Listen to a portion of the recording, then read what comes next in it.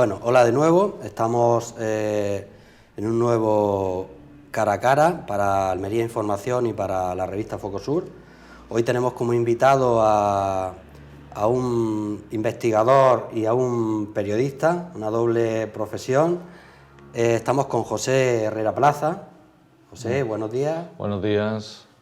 Acabas de presentar el libro Accidente nuclear de Palomares, consecuencias 1966-2016, un trabajo de investigación, una publicación emblemática, un trabajo de investigación al que has dedicado muchos años. Y yo querría, aunque luego vamos a ir viendo, repasando otros aspectos destacados del libro y de tu trabajo continuado, me resulta interesante, me resulta llamativo y curioso saber ¿cuántos han sido esos años y en todas esas etapas qué es lo más destacado? ¿Ha merecido la pena tanto esfuerzo, tanto trabajo?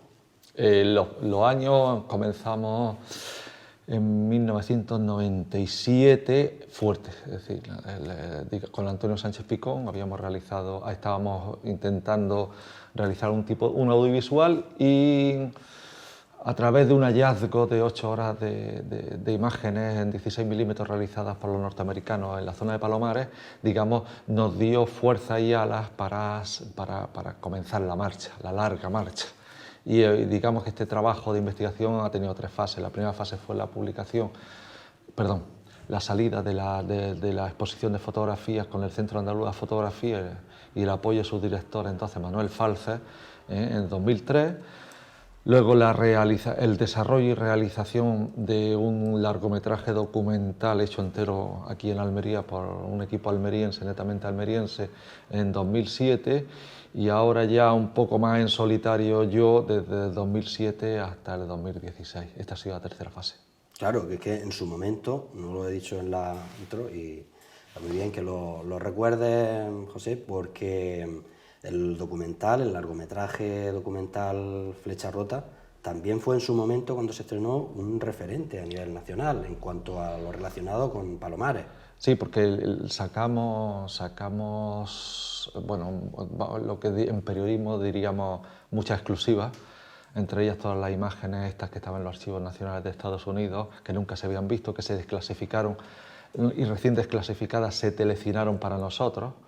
Y bueno, es muy interesante, incluso choca mucho, incluso el choque cultural del salto temporal que hay en unas pocas décadas, cómo cambió Almería tan radicalmente, que ahora incluso mucha gente joven le pone esas imágenes y no se reconoce, no nos reconocemos cómo estaba Almería y cómo estamos ahora.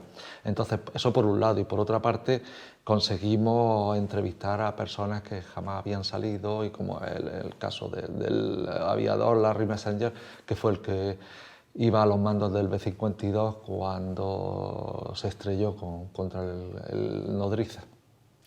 Precisamente me gustaría, José, eso la verdad que fue un documento y una suerte, según tú has dicho también recientemente en la presentación, pero fue un documento único, que no existía ese testimonio del piloto que conducía el avión accidentado.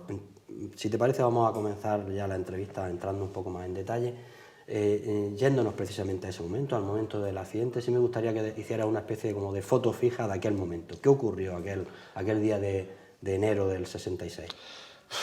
Bueno, no mucho, nada nuevo de lo que no se haya dicho, pero en el fondo vamos a verlo desde el punto de vista de los habitantes de allí. No vamos a verlo desde el punto de vista ahora, que todos lo conocemos. Pero perdona, recuérdale un poco a la gente, aunque sí, la mayoría lo conocemos ya. Recuérdale una instantánea de qué ocurrió ahí. Pues estaba la gente trabajando, algunos estaban trabajando, aunque era el patrono de los animales, el día de San Antón, el 17 de enero, que es el patrono de Cuevas de Almanzora, y muchos no habían ido a los campos, y bueno, y eran las 10:20 de la mañana, hacía un vientecito típico de estos de aquí de Almería, un poquito de poniente, casi como le llaman allí, playero, porque va hacia el mar, y bueno, y de pronto, como dice la gente, se escuchó un zumbío. Uno hablan de un zumbío, o sea, un estruendo, y por otro lado otra gente habla de que todo tembló. Temblaron los cristales, temblaron las casas, y bueno, o sea que no escucharon tanto el zumbido como, y bueno, y de pronto todo el techo celeste, todo el cielo estaba en miles y miles de trozos ardientes. Entonces, curiosamente, para muchas personas que no tenían, que tenían un nivel sociocultural un poco bajo, pero sí eran muy religiosas, correspondía esa imagen al arquetipo que tenían del fin del mundo. Era lo que el libro del Génesis decía de que, bueno, que lloverá fuego del cielo, y eso tanto lo habían repetido los curas a la pobre gente para meterle miedo, que al final pues pensaron, incluso hubo alguna viejecita que se puso sus mejores galas, dice, si tiene que venir el fin del mundo, que me pille bien maqueada. Pero en realidad lo que estaba ocurriendo, José, era que se habían simplemente colisionado aviones del B-52 que habían estado en el mar Adriático patrullando, cargados de bombas termonucleares por si se iniciaba una guerra termonuclear, que en cualquier momento se podía iniciar. Pues cuando regresaban para su país, para Estados Unidos, la costa este de Estados Unidos, pues repostaban entre otras cosas, no porque no llegaran a Estados Unidos, que sí llegaban con el combustible, sino esos aviones, que yo también lo intento dejarlo claro en el libro y que me lo decían los aviadores, esos aviones intentaban siempre tener todos los depósitos llenos, 151.000 litros de combustible. ¿Por qué? Porque si estaban volviendo para su tierra y se liaba una guerra termonuclear, seguían siendo muy operativos, puesto que tenían lo que se llama el radio de ataque, seguía siendo muy amplio, mientras que si tienes poco combustible y se lía la guerra en ese momento que estás regresando, apenas no puedes volver. Y en ese momento del repostaje fue cuando se estrelló. ¿Y qué ocurrió entonces? Pues nada, sintéticamente, pues el avión nodriza iban 4 aviadores que no tenían la posibilidad de saltar y murieron prácticamente con la explosión y abrasados, fue una muerte también instantánea. Y los aviadores del B-52, los que pudieron, iban 7 personas, y los que pudieron se libraron y los que no. 4 pudieron eyectar o salieron así a las malas como pudieron, y 3 personas que uno eyectó pero no le funcionó el paracaídas y se nota que no le dio tiempo a abrirlo a mano, que se podía abrir a mano también, y entonces esas 3 personas murieron, es decir, 4. Y de las bombas termonucleares, pues en cuanto el avión se empezó a precipitar, las 4 bombas termonucleares saltaron de su bastidor y 3 cayeron en tierra y una cayó en el mar. De las 3 que cayeron en tierra, 2 prácticamente no se le abrió el paracaídas, se le abrió y se le medio quemó, y impactaron con tantísima fuerza en el suelo, una de ellas casi 357 kilómetros por hora, que el explosivo convencional que tiene, porque tiene una especie de plástico, de explosivo plástico convencional para iniciar un poco la reacción en cadena, ese fue el que detonó una parte de ese, lleva 40 kilos de ese explosivo y que detonó un 10%, unos 4 kilos, y hizo un gran cráter, levantó mucha tierra, pero todo el combustible nuclear que llevaba de plutonio lo hizo añicos, polvo prácticamente, lo hizo casi como si fuese polvo de talco, y eso se fue en un aerosol que se lo llevaron esos vientos de poniente, siguiendo un poco también las formas de la Tierra, y consiguieron pues contaminar muchas hectáreas. Fueron 2 bombas que consiguieron romper su carga nuclear, y la bomba número 1, que cayó con su paracaídas, prácticamente apenas sufrió daño, y la que cayó en el mar tampoco sufrió prácticamente daño, es decir, no contaminó nada. Por tanto, tenemos ahí un territorio que ya está contaminado. ¿Y qué habría ocurrido? Ahora seguiremos con esa situación que se queda ahí. ¿Qué habría ocurrido, José, si hubiera explotado esas 4 bombas termonucleares? Pues, hombre, fundamentalmente que tú y yo no estaríamos haciendo ahora mismo esta entrevista, por ejemplo, y seguramente no estaríamos aquí. Si llega a explotar, yo en el libro saco solamente el caso de que explotase una, pero lo más probable es que si hubiese explotado una, por simpatía puede hacer detonar con mayor o menor potencia nuclear las otras 3 mientras que estaban cayendo. Entonces, hubiese sobre todo ocasionado, bueno, primero Cuevas, Vera, posiblemente Mazarrón, pues no estarían ahora aquí, y por supuesto todas las pedanías de Cuevas de la Almanzora. Y Y luego lo peor, que no es eso, lo peor no es la explosión, lo peor de todo es la muerte silenciosa que se produce con lo que se llama precipitación radiactiva. Se eleva un gran hongo a la ionosfera, ¿sabes? 20, 30 kilómetros por encima, y luego se lo llevan los vientos. Y por donde va pasando, por las tierras que va pasando, de una manera silenciosa va irradiando a todo el mundo, a todo ser vivo, animales, vegetación, ciudades, pueblos, le da lo mismo, indiscriminadamente.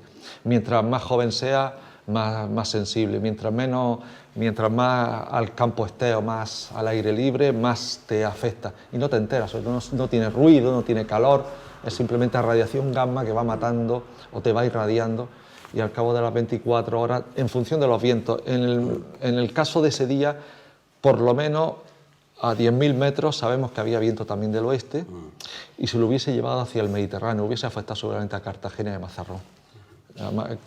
Mazarrón, La Zoía y Cartagena. Un desastre. Un verdadero desastre en cualquier caso. Y evidentemente la mayoría se lo hubiese llevado hacia el Mediterráneo. Otra cosa es que hubiesen rolado los vientos hacia de Levante y entonces se lo hubiese llevado hacia Granada, Jaén, Murcia, Córdoba.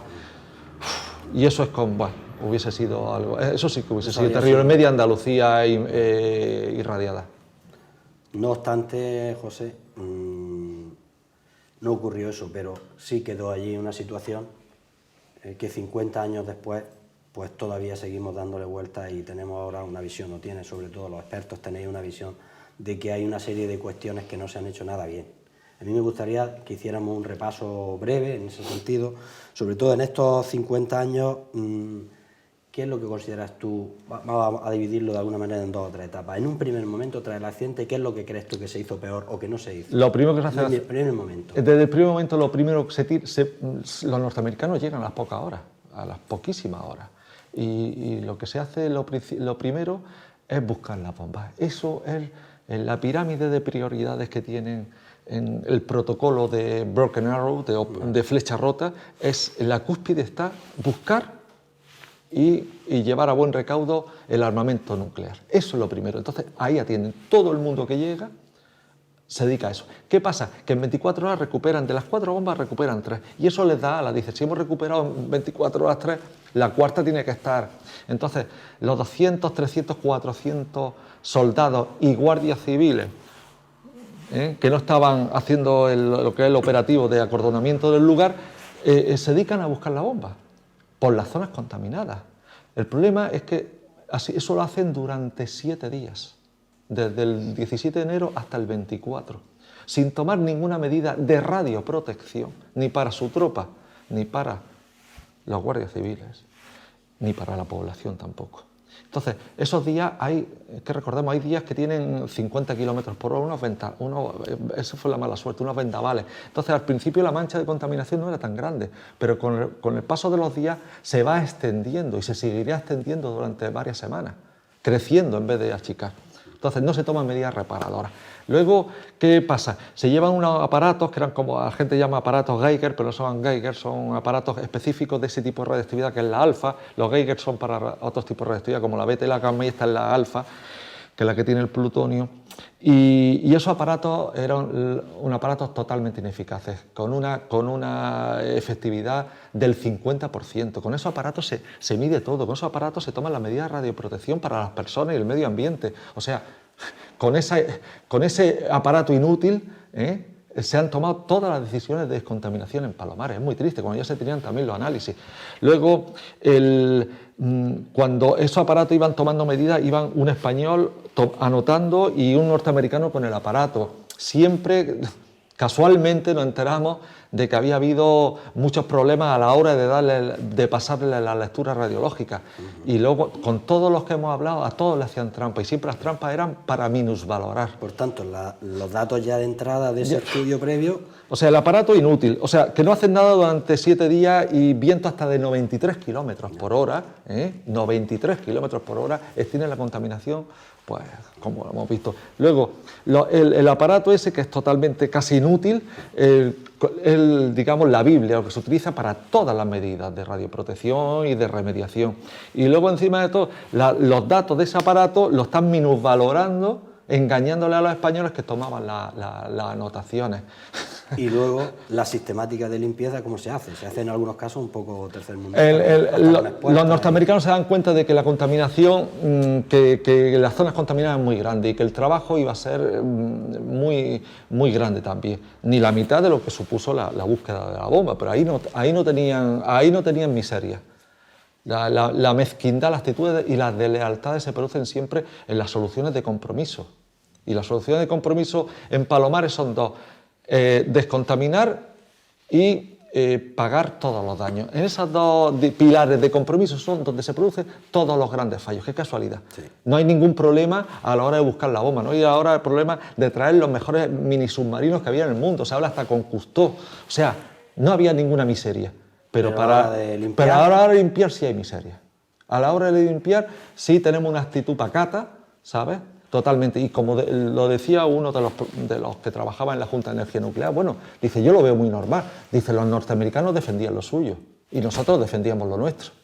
Pero en principio se habían dado unas proclamas, sí. Los norteamericanos dejarán la zona en perfecto estado, unas promesas de restitución. Evidentemente, ¿cómo la dejaron? Pues dejaron... digamos que lo que se llevaron, y ya lo dice incluso el hijo del alcalde pedáneo en el documental, y no es una persona dada a la exageración, dice, recuerdo su esto, dice, sí no se llevaron nada, sí lo que hicieron fue un paripé. Paripé, una palabra que utilizamos nosotros mucho localmente, y lo que te das cuenta, todo lo que hicieron fue un juego de la apariencia, a aparentar que se llevaba y que hacían algo.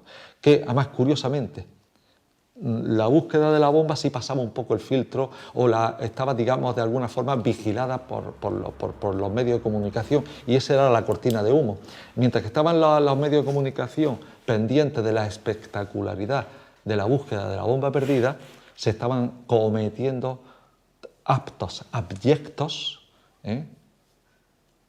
a escondidas de los medios de comunicación. Es decir, todo lo que nos pasa de alguna forma por el control de la prensa, pues ya sabemos, tanto en el ámbito de la política, en ámbitos militares, pues ya sabemos, hacen lo que les da la gana, se saltan las normativas, la ley vigente y las promesas éticas más básicas. Claro, porque en un principio la idea era llevarse todos los restos contaminados. La idea... No solo no hicieron una recogida de esos restos completa, ¿no, José? No hicieron No, es que mis cálculos es ridículo ya lo que se llevaron. Pero yo eso me di cuenta hace ya muchos años. Esto no necesitaba, porque decían que se tenían que haber raspado 5 centímetros, entre 5 y 10 centímetros de tierra de X superficie. Yo me agarré una calculadora y la aritmética sencilla, que esto es de cuando estábamos en elemental, ¿no? Me dice, y no salía la cifra. Hombre, si solamente se llevan 1000 metros cúbicos, y aquí me salen muchos más miles de metros cúbicos. Pero es que esas superficies también estaban engañadas. Hablan de 2,2 hectáreas con unos niveles altísimos. No, había bastante más de 2,2 hectáreas. Y hablan y luego, aparte de todo, el mapa radiométrico, o sea, con los españoles negocian algo, pero lo que están negociando son unos intervalos falsos. Son unos intervalos entre 10 y 12 veces inferiores a los reales. Sí. Y aporto el propio mapa radiométrico a escala que hicieron los norteamericanos. Sí. Eso sale en el libro perfectamente y lo tiene cualquier... Sí. Hoy día ya está en internet. Y sin embargo, los intervalos con los que pactaban eran 10 veces inferiores. O sea, tú fíjate, o sea, todo falsando. Todo era trampa. Todo era trampa, todo. Pero no solo era trampa eso, sino que encima no acaban de hacer esa descontaminación, trampean los datos y luego también deciden sobre la marcha que no se van a llevar ni siquiera lo que se habían comprometido, ¿no? No, y aparte de todo, lo que se llevan... ¿Qué en principio compran en Nápoles 5.500 barriles de 208 litros y de estos, iguales que los que se utilizan ahora mismo para los hidrocarburos, para los aceites pesados de los camiones, esos barriles grandes que estamos hartos de ver, son el mismo tipo. Y cuando se los traen, el Departamento de Estado o la Comisión de Energía Atómica, no sabemos quién exactamente, se nota que da la cantidad política. Y la cantidad política dicen 1000 metros cúbicos, y son 1000 metros cúbicos. De esos 5.500 se llevan 4.810, que son 1000 metros cúbicos. Se nota que es una cifra de corte tomada en un despacho y no atendiendo a necesidades de radioprotección y mucho menos cumpliendo sus promesas, eso por supuesto. Entonces te das cuenta que todo esto fue además un tira y afloja. Además cada uno daba, los españoles daban unas cifras que tenían que descontaminar, los norteamericanos ni siquiera coincidían entre ellos, el Departamento de Defensa daba unas cifras razonables para descontaminar, pero es que los departamentos de energía daban otras cifras razonables más altas, pero es que luego llega el Departamento de Estado y da otra cifra que es más del doble de lo que dice el Departamento de Defensa. Pues o sea, que lo razonable para ellos no sabía lo que era. Al final se quedan no se llenan todos esos barriles, o si se llenan no se llevan todos, ¿no? Se llevan una parte, pero aunque se hubiesen llevado todos tampoco, porque según mis cálculos eran 20 y tantos mil metros cúbicos que se tienen que haber llevado, que pecata minuta comparado con lo que habría que hacer ahora, que es la limpieza. 50 años después. Y no solo con eso, sino también hacen unas fosas, ¿no? O una fosa sí, que en principio... que se niega durante mucho tiempo, ¿no? Sí, es que la fosa hubo un tira y afloja. En la fosa al principio quieren, primero se fijan las fosas porque se dan cuenta que había mucha cantidad, bueno, pues se hace una fosa y los españoles quieren que esas fosas tuviesen unas medidas de seguridad que si se hubiesen hecho, si llegara a ser un ATC o un almacén temporal de estos centralizados de residuos, pero hubiese tenido unas seguridades, una seguridad bastante grande. Lo que pasa es que está en una zona también muy sísmica, como el sureste español, no es quizá el sitio más adecuado, pero hubiese sido una mala solución, pero infinitamente menos mala que lo que hicieron, que es dejar la contaminación en los campos sin vallar, por donde transitaban las personas o por donde cultivaban, porque una de las técnicas que hicieron para engañar a la gente, y además que pasaba el aparato, esta tierra está contaminada, pasaba el aparato este que fallaba tanto, y entonces dice, pues esto se soluciona pronto. Pasaba un tractor con un arado profundo de 20-25 centímetros y lo que hacía es voltear la tierra. La radiación gamma, lo que tiene es que una simple hoja de papel ya no la atraviesa, ni la ropa, ni nada. Por tanto se quedaba oculto. Entonces se quedaba oculto, tú pasabas luego el aparato y ya se había descontaminado, ya no había contaminación. Y le daban el certificado de descontaminación a este señor. Claro. Se pedieron 856 certificados de descontaminación, de la que una gran parte, no todos, pero sí una gran parte eran mentiras. Entonces, claro, ya no había contaminación. Pero ¿qué ocurre? Que eso era la labor de lo que comían la gente. Es que si ese campo lo expropian y los dejan así, no hubiese pasado nada. Pero ¿qué ocurre? Que al año siguiente había que volver a ararlo y lo que estaba abajo volvía otra vez arriba y sobre todo generaba polvo, con todo el riesgo radiológico para los propios agricultores. Es decir, una irresponsabilidad a todos los niveles. Pero claro, esto es como todo. El mal ajeno de pelo cuelga, que decía el Quijote. Y ellos viven a muchos miles de kilómetros, o los más cercanos, los que viven en Madrid, están a 525 kilómetros. Y a ellos y a sus familias no les llega. Pero curiosamente, durante todos estos años, hasta hace bien poco, hasta principios de este siglo, la actitud ha sido más bien de negación de todo y que aquello estaba resuelto, ¿no? Hasta que tantas críticas y tantas protestas han hecho que se hiciera un nuevo estudio, ¿no? Se pergeña una historia oficial, así con mayúsculas, y la historia oficial. La historia oficial es que para eso se encargó Manuel Fraga Iribarne, en decirle al pueblo de que esto se había... incluso la mayoría de veces decía, esto se ha quedado igual que antes del accidente, pero había algunas veces, ya sabemos cómo era don Manuel, que a veces exageraba y decía, esto no se ha quedado igual, se ha quedado mejor que antes del accidente. Le venía vendiendo esa es la historia oficial. No hay ningún peligro porque esto se ha quedado. Con el paso de los años ellos se van dando cuenta y sobre todo, tanto en el Departamento de Energía de Estados Unidos como en la Junta de Energía Nuclear, que después se llamó CIEMAT, hay un relevo generacional. Y un relevo generacional que se dan cuenta de pronto de que existe una problemática. Y ese relevo generacional ya educado, formado en democracia, tiene otra mentalidad, otro sentido de la responsabilidad ajena. Y se dan cuenta de que ahí hay unos niveles mucho más altos. Dijeron, mis antecesores dejaron allí bastante más de lo que nos han vendido oralmente, incluso a nosotros mismos, a los propios técnicos. Entonces, en el 84, 86 se hacen unas medidas, ya unas medidas incluso en profundidad, con aparatos de tomas de muestras de inalteradas, se hace un buen estudio, una buena caracterización, sobre todo centrada en la zona 2, que era la zona que se sabía que había más. Y se dan cuenta de que el inventario radiológico que había en la zona 2 era una bomba. Que ¿cómo se había podido dejar eso? Y eso que ya en aquel tiempo el viento los vientos, vamos a llamar, durante décadas, los vientos de aquí del sureste, adscritos un poco a la zona marítima del estrecho, que siempre tenemos el levante y el poniente, habían contribuido a que todo lo que había en superficie se lo había llevado. Lo mismo que se trae los vientos, la arena del Sáhara, vete a saber dónde se ha llevado los actínidos que había en la superficie en Palomares. Cientos de kilómetros, miles de kilómetros, diseminándolos y prácticamente haciéndolos ya, disolviéndolos en el aire y prácticamente haciendo lecturas radiológicas ínfimas. Pero vete a saber a dónde ha ido eso. Y en todo este tiempo, las personas, las que han estado ahí expuestas a todos esos vaivenes y a ese desconocimiento, hay algún grupo que se ha ido haciendo analíticas, no se conocen tampoco con detalle los resultados, ¿no? Y cuando las primeras veces agarran a las personas que habían respirado la nube, porque estaban en sus campos en el momento en que la nube transitó por allí, digamos los aerosoles con el polvo contaminado, le hacen los análisis y salen altísimos, lo que hacen es invalidarlo los norteamericanos y los españoles y le dicen que no, que eso ha sido contaminación en la zona. Claro, los norteamericanos son muy cucos y reconocer esos análisis como verdaderos les suponía a ellos una descontaminación mucho más eficaz y más profunda, y lo que les interesaba era lo contrario. Entonces, los primeros 50 y tantos análisis que hacen y luego a 100 personas más expuestas, luego aumentan el cupo a 100 personas y que salen bastante altos, lo que hacen es invalidarlos. Y luego hacen una trampa, que es que luego esas mismas personas las vuelven a analizar, pero un año después, dejando de que la excreta, o sea, el cuerpo, cuando tú respiras plutonio, a las 2-3 semanas, y los tienes aquí en los pulmones, te pasa la sangre a las 2-3 semanas. De la sangre pasa a la orina, una gran parte. Y otra parte se va depositando en el hígado, se va depositando en el sistema linfático y se está depositando en el hueso. Y entonces cuando lo que hacen es esperar más de 6 meses, en 6 meses esa curva de excreción del plutonio decrece casi al límite cero. Entonces esperan un año y le vuelven a hacer los análisis, en vez de hacérselo a los 2 meses o al mes. Si se ha contaminado, vamos a hacerlo en pocas semanas. No, esperan mucho tiempo con la picardía de que Pero que tampoco se conoce esa analítica a detalle. No. Ni las que se invalidaron, ni las primeras incluso.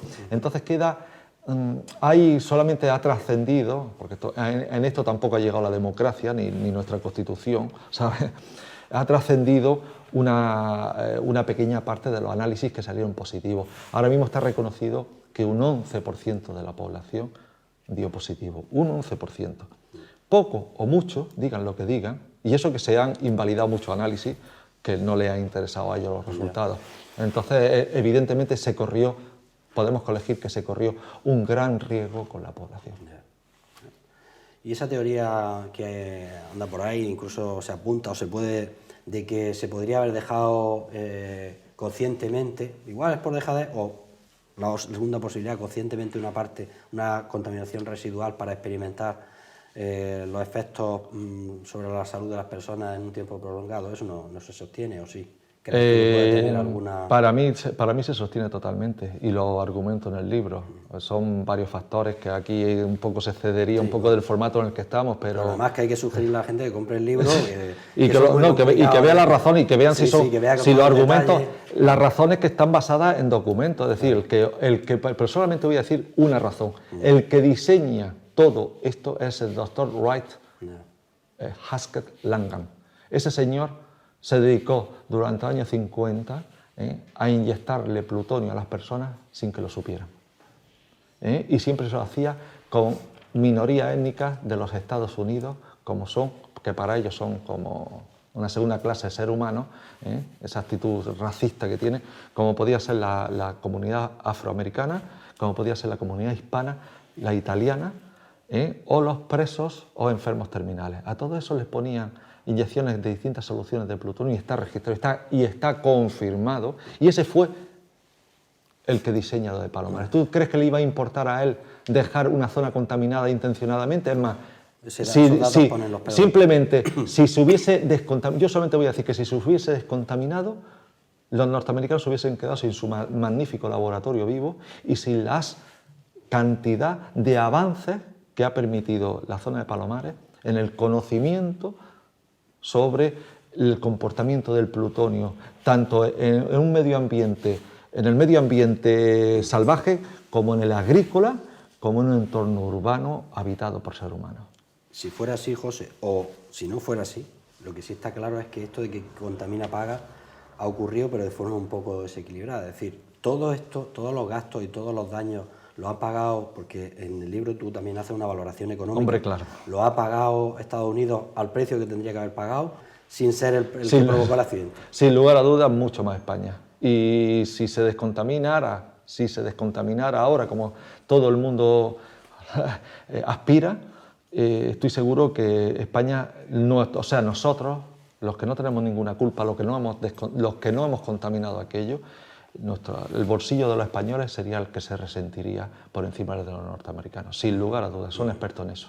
Precisamente en ese sentido te quería preguntar, José, esos planes que hay ahora de descontaminación, a la luz de cómo ocurrió antes la historia y a la luz de los nuevos datos que hay más científicamente más solventes, ¿crees que se puede hacer bien esta vez? Sí, yo creo que se puede hacer perfectamente bien. Otra cosa es el coste y otra cosa es el tiempo, pero perfectamente bien y sin riesgo ni para los obreros de la limpieza ni para la población. Se puede hacer bien, es cuestión de dinero. Pero ahí volvemos a lo de siempre, al punto. Estados Unidos va, en caso que se decida limpiar, va a hacer lo mismo que en el año 66, intentar gastarse lo mínimo posible, hablar de que no hay que limpiar todo perfectamente, que se puede dejar por debajo de lo que dice la ley, pero eso no nos vale, porque la ley va modificándose y dentro de 20 años esos niveles legales estarán mucho más por debajo. Y ya están hablando de Estados Unidos de dejar en la zona de Almagrera unos niveles residuales altos, según ellos por debajo de la ley, pero eso no nos vale. O sea, si se limpia, se tiene que limpiar de una manera efectiva, pero totalmente efectiva, de manera que dentro de 100 años los niveles legales, aunque hayan bajado muchísimo, como ha ocurrido en las últimas décadas, nunca le alcance. Es decir, que de alguna forma que se trata no solamente de quitar la radiación, se trata de extirpar todo el estigma sí, y la maldición que ha sufrido Palomares dentro de 50 años, que es casi más grande. Cuando a mí me dicen los posibles efectos a la salud, los posibles efectos a la salud están en la oscuridad, no se sabe. En principio se considera que poco o nada, afortunadamente. Pero en cualquier caso, la maldición y lo que ha sufrido la comunidad de Palomares, la economía de Palomares, por ese estigma, eso es, yo creo que incalculable. Aún así, Palomares, a pesar de todo, de su lastre, del lastre que ha ido arrastrando en estos 50 años, hay que decir que ha tenido una explosión, una verdadera revolución económica, más que otras zonas, porque es que estaba también, toda esa zona estaba como mucho más hundida que el resto de las provincias, de otras comarcas de aquí de Almería, que ya de por sí éramos de los más pobres de España, pero esas eran las comarcas a su vez más pobres de la provincia de Almería, y ha conseguido revolucionar su economía y, como yo digo muchas veces, casi de broma, pero que es cierto, mucha gente ha pasado de la cortijada, de la vivienda rural, al chalet. Sí. No como otra burguesía española. El estigma todavía está sobrevolando Palomares. A pesar de eso, sí. Han conseguido todo lo que han conseguido con ese estigma, con esa especie de losa arrastrándola. Esperemos que se haga bien y que no ocurra como la vez anterior. Ya para concluir, José, me gustaría que nos dijera, en todos estos tiempos de estudio, de trabajo y de investigación, que ha estado también en contacto y sobre todo, aparte de las instituciones y los archivos de las administraciones, en contacto con las personas, ¿cuál ha sido el momento más gratificante y cuál ha sido también el momento más triste, tanto por descubrir cosas o por relación con las personas? No hay, yo te diría que no, esto es como una carrera de fondo, entonces no hay tampoco un granito. Puedo recordar algunos momentos felices, pero no hay ni tampoco hay un desengaño muy grande, pero sí ha habido muchos desengaños.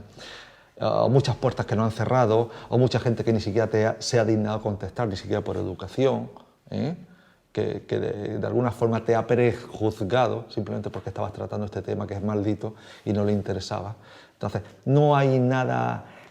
Yo si pudiese, hombre, objetivamente hablando, no a nivel emocional, pero sí a nivel estructural, diría del estudio que el momento que sacamos el documental Operación Flecha Rota, aparte de que era también el primer largometraje que se hace aquí en Almería por almerienses, es que eso que queda también para la historia, pero Pero aparte de ese hito, digamos, técnico, creativo, el conseguir aunar en 96 minutos un material que nunca se había visto y nunca se había escuchado a las personas, eso fue objetivamente hablando. Sí, y bueno, y lo más triste es darte cuenta de que, por ejemplo, de que la democracia, y vuelvo a decir la democracia, y todas las libertades constitucionales, en el tema nuclear ha tardado muchos años en llegar, pero en Palomares, e incluso ahora mismo que estamos en 2016, no ha llegado plenamente. Es decir, la Constitución la tenemos, pues ya sabemos, para utilizarla políticamente cuando le interesa a los políticos, pero no realmente como un documento en el que los españoles se sientan de alguna forma acogidos y defendidos. En el caso de Palomares no ha llegado todavía, es decir, todavía no hay transparencia, a pesar de que tenemos una ley de transparencia, que es también otra cosa de cara a la galería, como llevarse los bidoncitos, unos cuantos bidones, lo mismo, una ley de transparencia totalmente que es un fiasco. Y entonces el tema de Palomares todavía no hay datos, muchos datos concretos que no se quieren dar, es decir, todavía hay unas medias verdades y unas verdades totalmente en sesgo que de alguna forma están defendiendo una política que se tomó en la dictadura, unas actitudes que se tomaron en la dictadura. Allá ellos, allá estos supuestos señores democráticos, que son además funcionarios públicos que cobran de nuestros impuestos y que tienen una actitud totalmente de todo para el pueblo pero sin el pueblo. Muy bien, pues nada, José Herrera Plaza, periodista audiovisual, investigador y dedicado, y bueno, con la edición por supuesto, del audiovisual referente Operación Flecha Rota, el primer largometraje, como está contando, y por supuesto el libro recientemente publicado, Accidente nuclear de Palomares, consecuencias 1966-2016, que desde luego que es un referente de investigación y de rigor científico. Pues nada, muchas gracias por dedicarnos este tiempo para Focos Sur y para Almería Información.